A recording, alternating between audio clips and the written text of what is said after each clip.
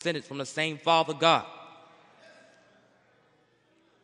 And the reason I mention these gangs as being tribes is because there once was a time when gangs were not gangs, but organizations with laws and principles and had some form of integrity.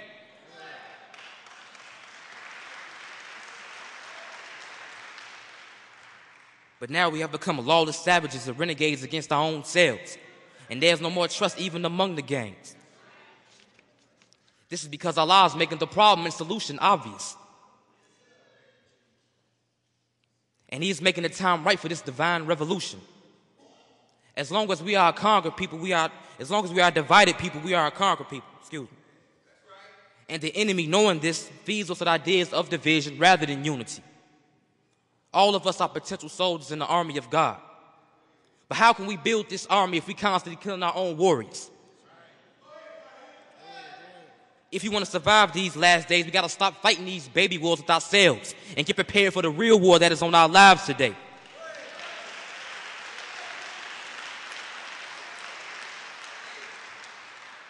I've noticed from being in the street that a lot of us are quick to fight and kill one another. But when it comes down to standing up to these wicked police and this government, we become hesitant and timid.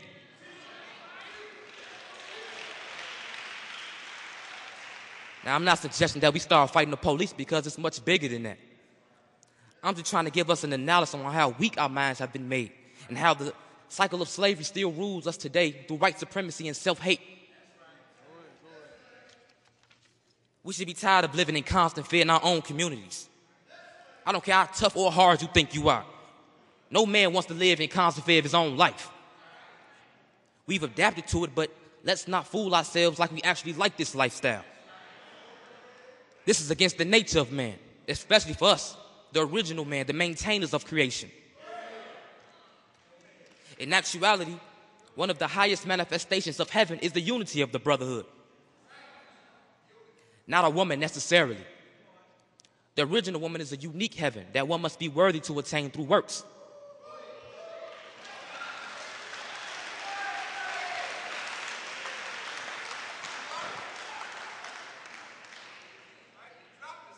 The black man by nature knows that he's great. But since our creative minds and will have been destroyed by our open enemy, we become depressed because we can't express our greatness. So we seek pleasure and comfort by misusing our women. The Honorable Minister Louis Farrakhan stated that there are three highest states of pleasure or heaven. Number one is the unity of the brotherhood. Number two is to envision something in our minds and see it come into reality. Number three, and last, is to become one with Allah.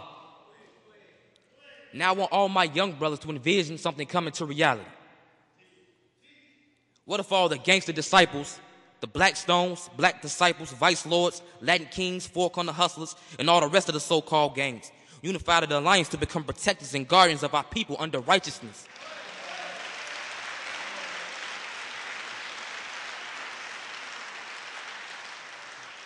You must understand that if we do this, that we'll be actually building the kingdom of heaven on earth.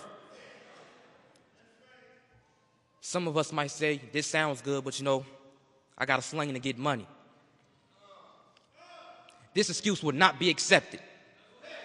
Because if we actually unified our nation, all the resources we need would be within our own selves. We can get money other than ways to participate in our own self-destruction.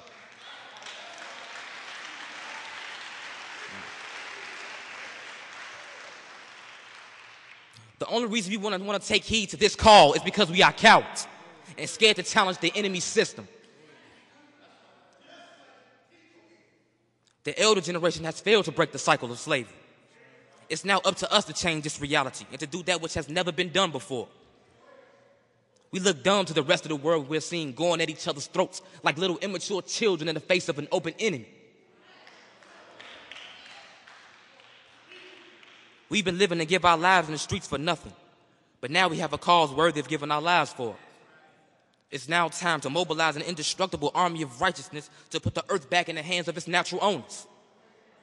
Today's rulers are not the original maintainers of the planet. This is why they cannot attain peace. We are the true heirs to the throne of God. But most of us have been lied to about our history and Taught that our ancestors were savages running around in Africa half naked with bones in their noses and beating on drums. Do we really think that the enemy works night and day to oppress us because we are descendants of savages?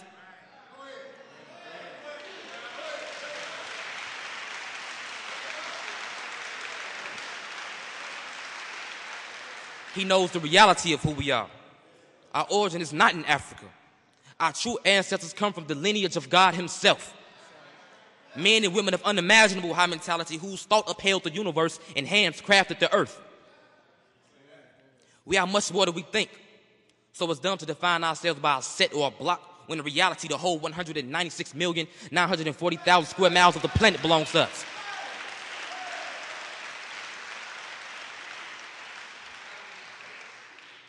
In closing, we are now living in the days of the war of Armageddon. And Allah's calling on our generation to build the body of God and to create one nation under one mind. If we do not take responsibility as young men to secure our areas and protect our women and children in these last days, then what is the point of us even being on the planet, taking up oxygen, when our people are dying in the streets?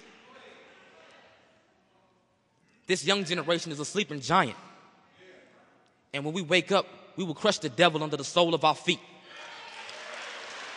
Thank you for listening as I greet you in peace. Assalamu alaikum.